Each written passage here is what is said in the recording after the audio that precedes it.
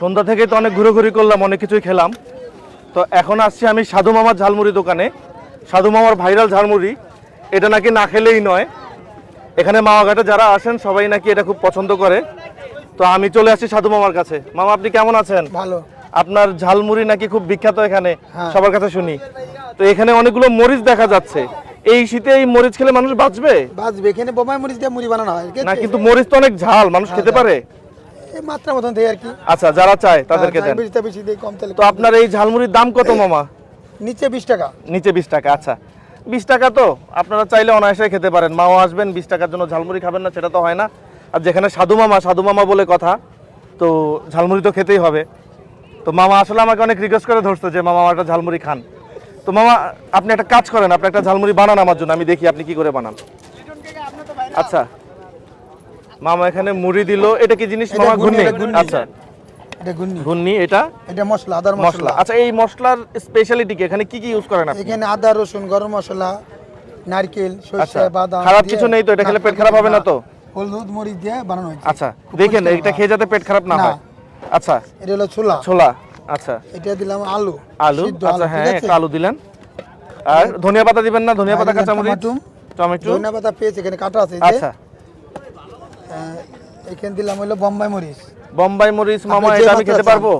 অল্প একটু দেন মামা, বেশি দেন না, বেশি দেন না, অল্প একটু, হালকা মাত্রা একটু দেন। হয়েছে? না না না, অনেক হয়ে গেছে। এখন দিলাম লেবু। আচ্ছা, ঠিক আছে। এবার ঘুটা, আর কিছু লাগবে না? সরিষার তেল আলাদা ভাবে দাও, দরকার নেই না। আপনি চান দেওয়া যাবে, কি তেল আছে।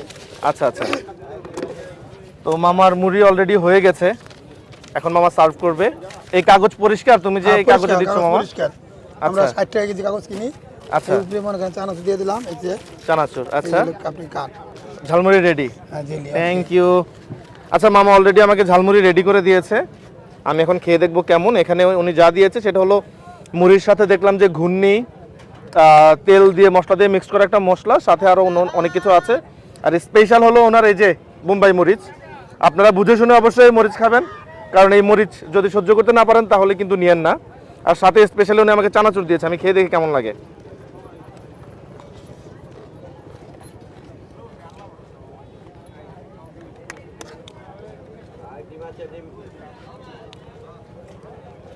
এখানে তো অনেক কিছুই খেয়েছি, সত্য বলতে এই ঝালমুড়িটা আমার কাছে বেশ ভালো লেগেছে।